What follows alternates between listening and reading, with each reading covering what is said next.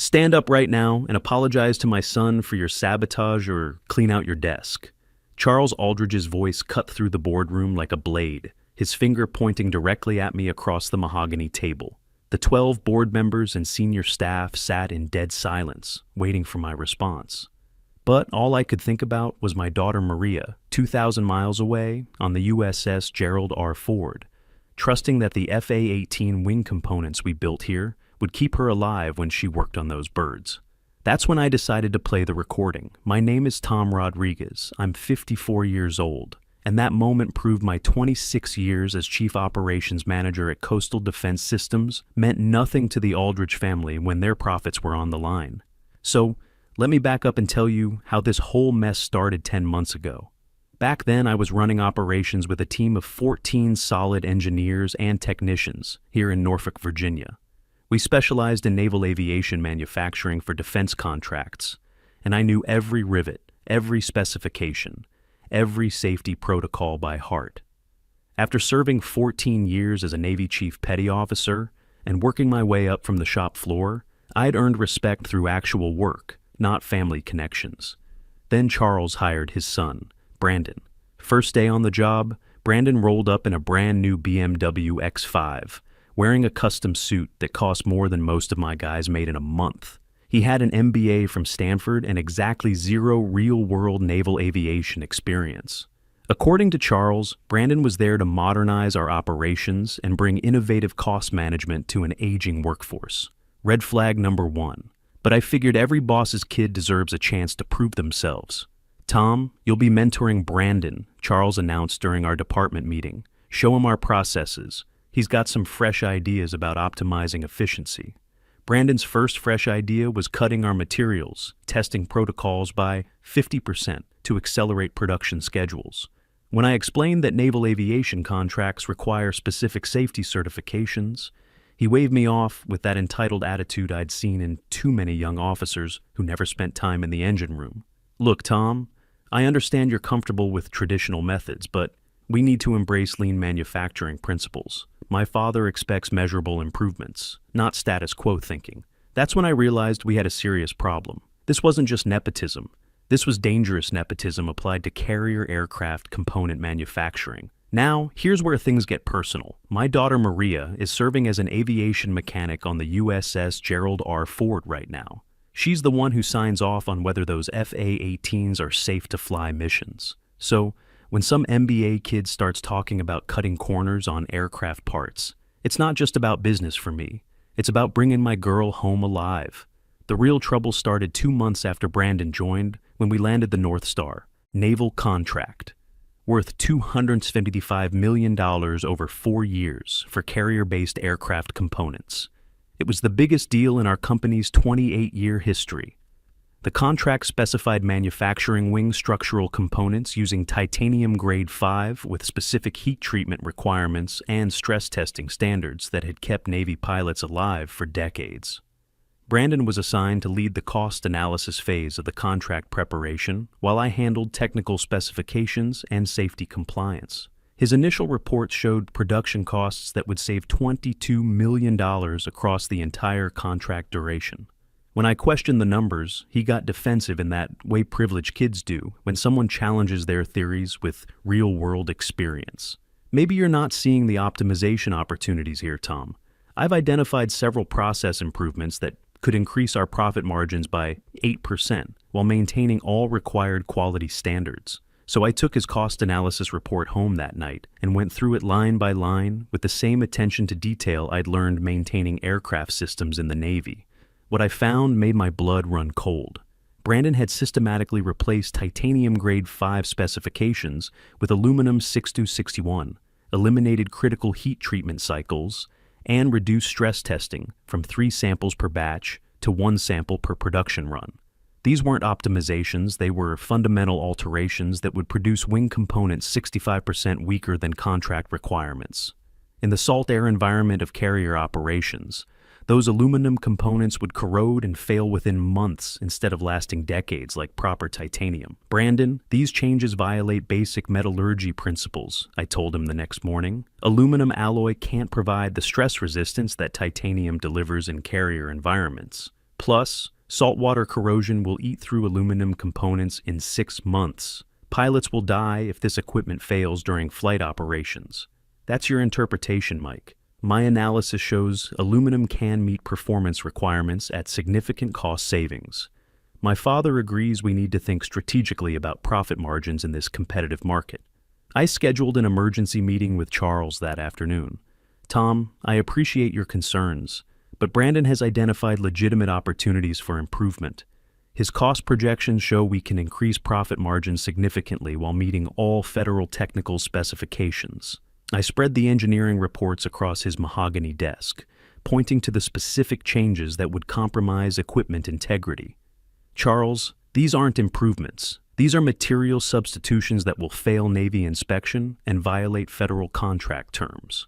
We'll face criminal fraud charges if we submit equipment that doesn't match approved specifications.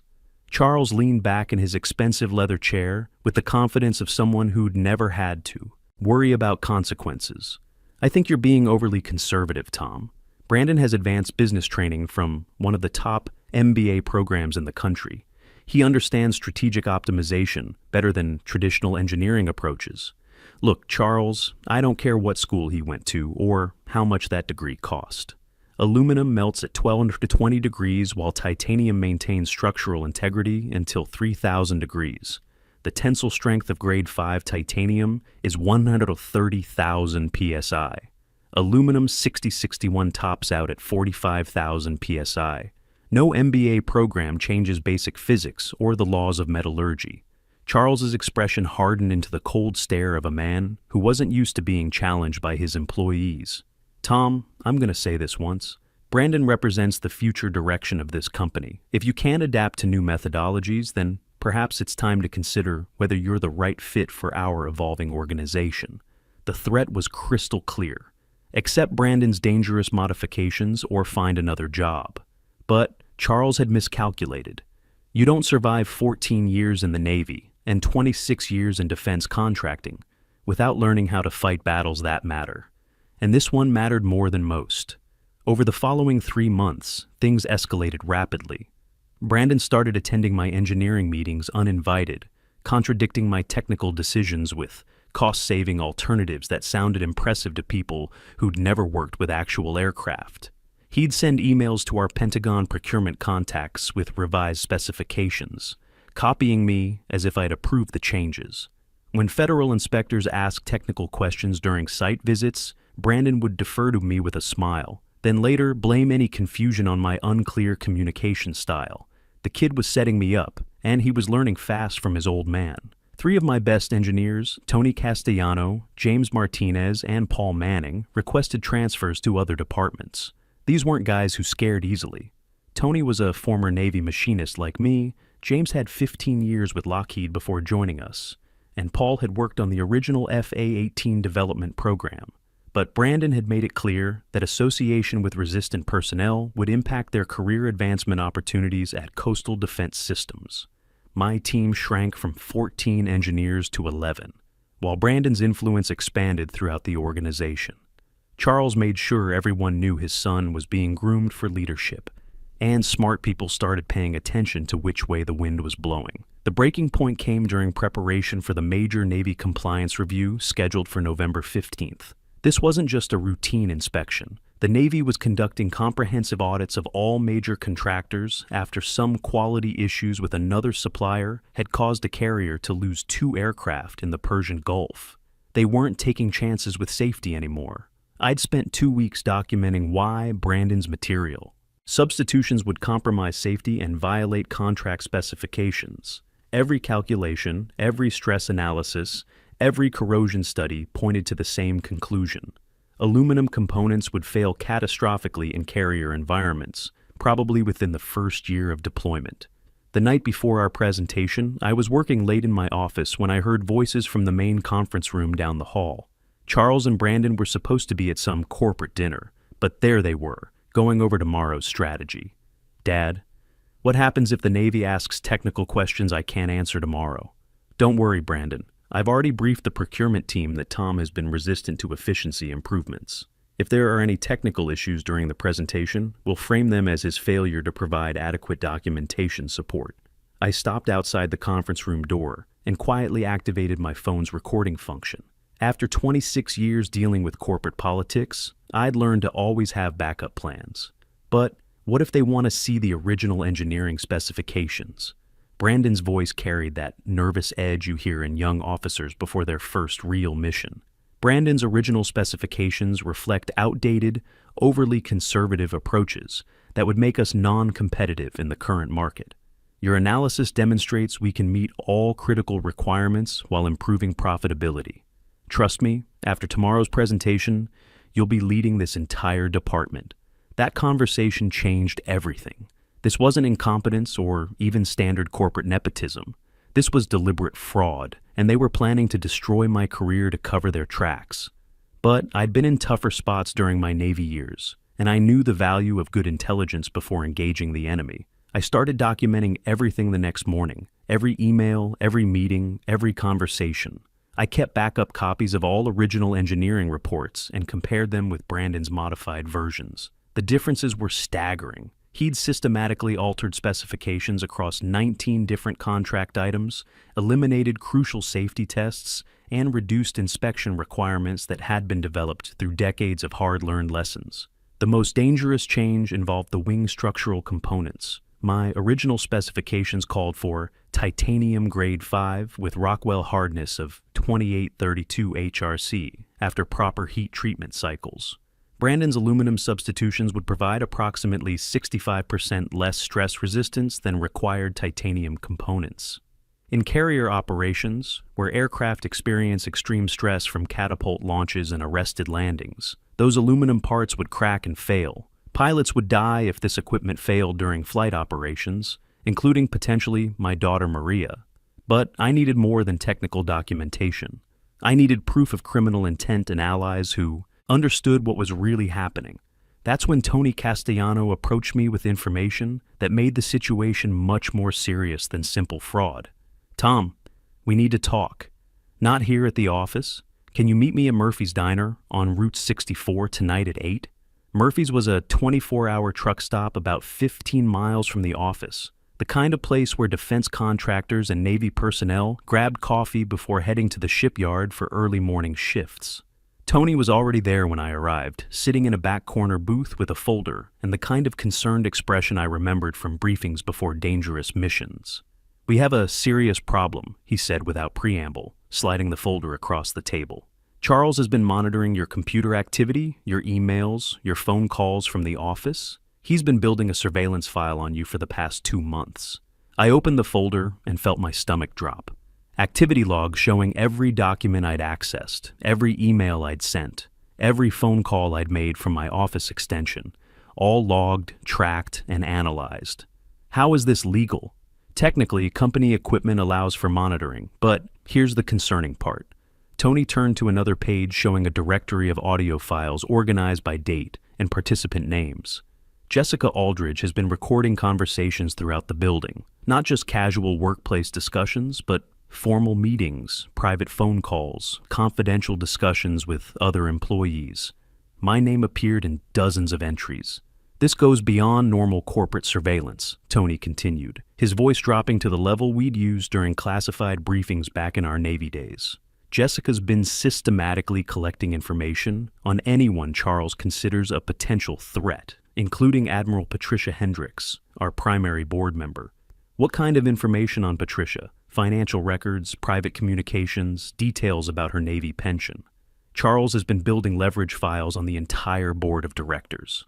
I stared at the surveillance data spread across the diner table. This wasn't just nepotism or fraud. This was systematic corporate espionage designed to maintain control through blackmail and intimidation. The kind of operation that would make federal prosecutors very interested.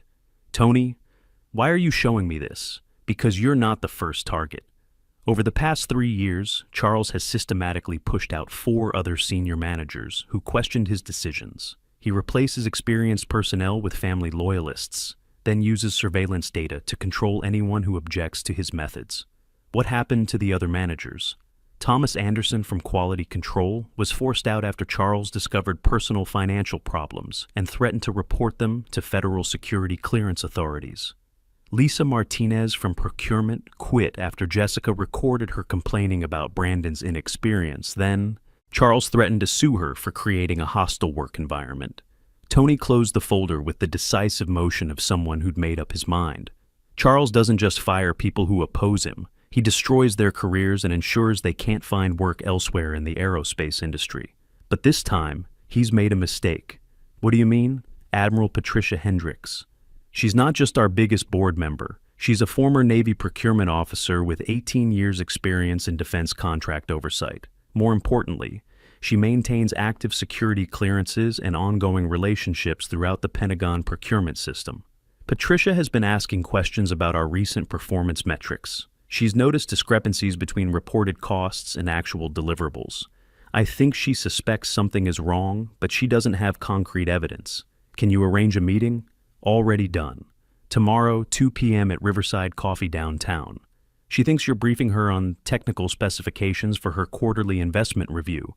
Admiral Patricia Hendricks wasn't what I expected when I met her the next afternoon. At 57, she looked more like a retired college professor than a major aerospace industry board member. But when she studied my engineering documentation at Riverside Coffee, her questions revealed the sharp analytical mind of someone who understood both Pentagon procurement procedures and corporate fraud. Tom, these material substitutions aren't just cost-cutting measures. They're systematic contract violations that could result in federal criminal charges. She compared Brandon's modified specifications with my original reports, making notes on a legal pad with the precision of someone who'd reviewed thousands of defense contracts during her career.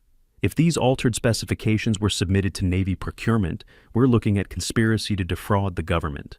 The penalties for defense contractor fraud can include up to 20 years in federal prison. Charles believes he can control any investigation through surveillance and pressure tactics. He's miscalculated badly.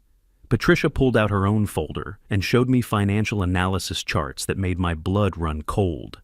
I maintain active relationships throughout Pentagon procurement. More importantly, I've been monitoring concerning trends in this company's performance metrics for the past 6 months. She handed me a detailed breakdown of our recent contracts. Delivery schedules have slipped 23% since Brandon joined the organization.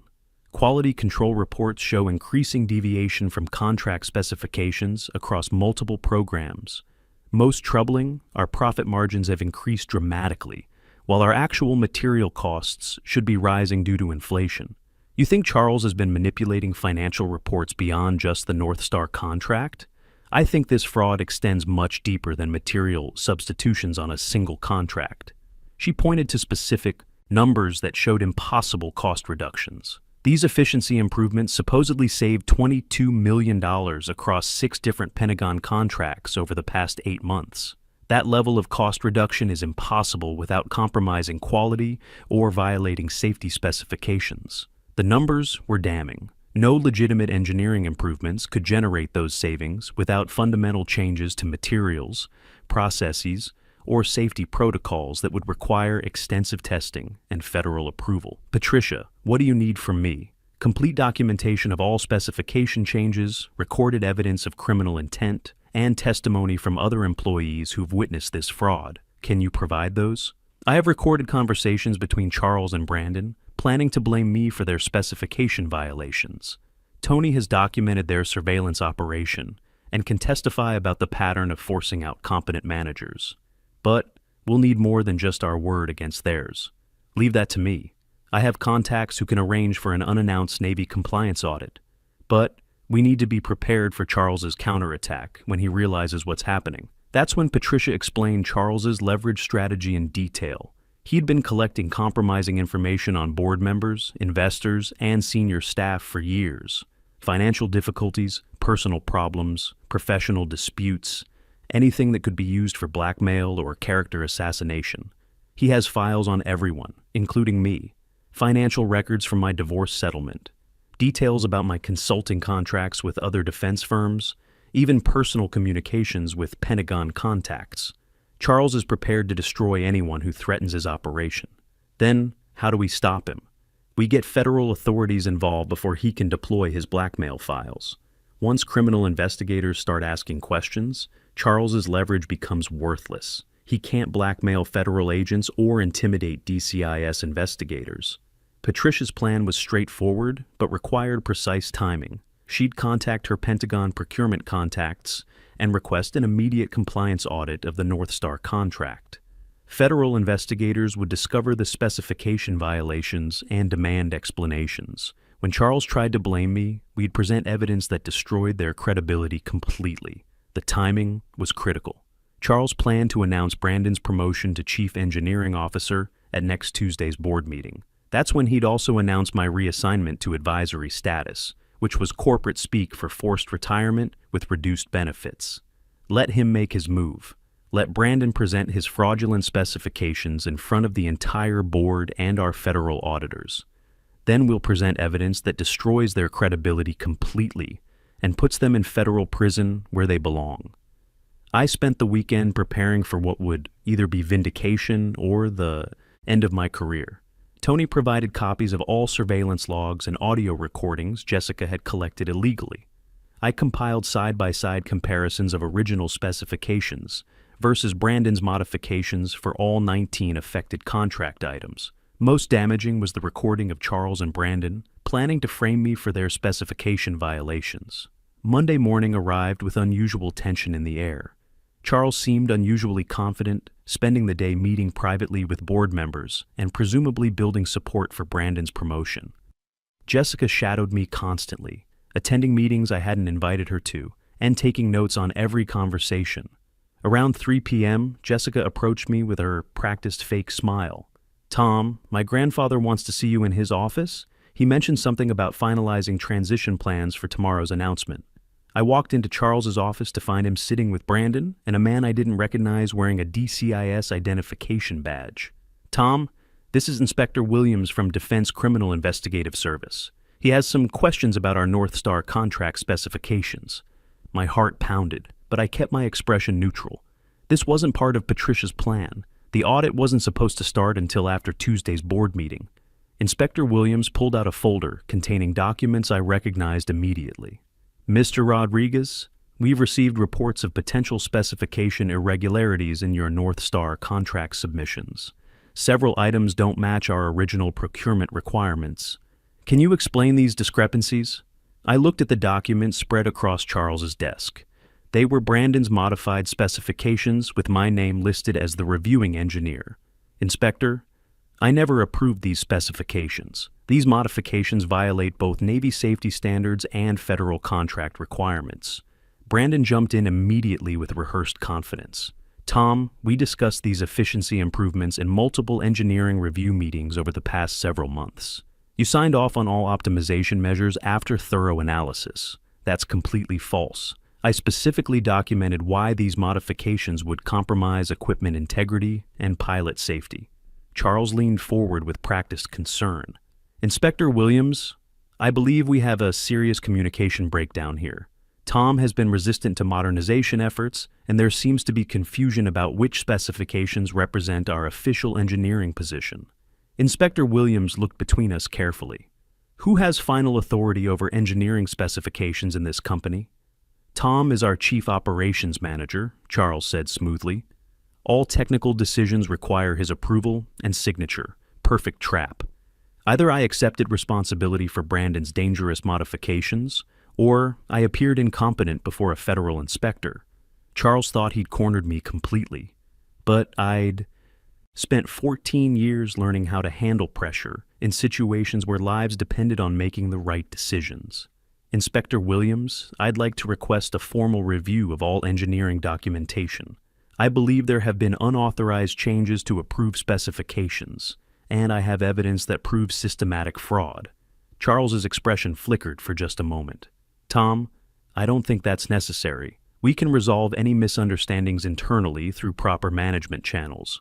"Actually," Inspector Williams said, "given the nature of these contracts and the seriousness of these allegations, a formal review is exactly what federal regulations require."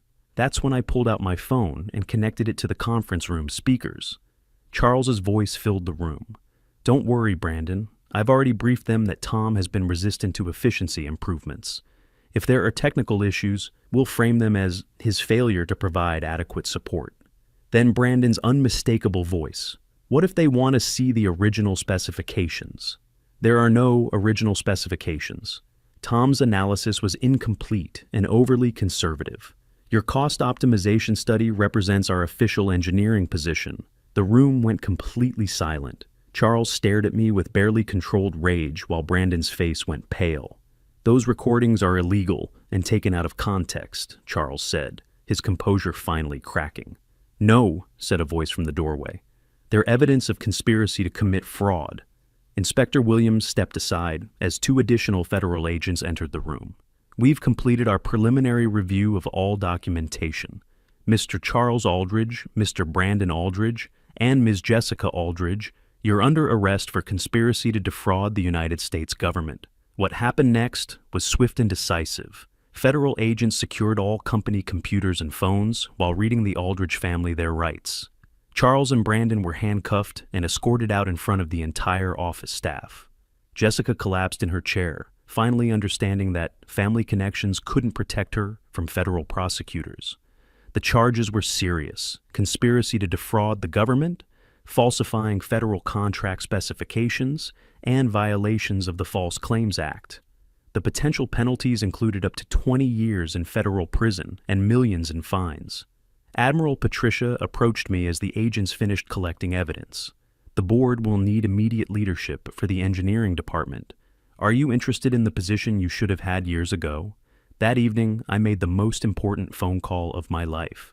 Dad? Maria's voice came through clearly, despite the satellite connection from the carrier. Hey, sweetheart. I wanted to let you know that the wing components you've been working on are going to be built right from now on. No more shortcuts, no more corner cutting. What do you mean? People here were trying to save money by using cheaper materials that would have failed in carrier operations. We stopped them today. Federal agents arrested them for fraud. There was a long pause. Dad, are you saying you potentially saved lives today?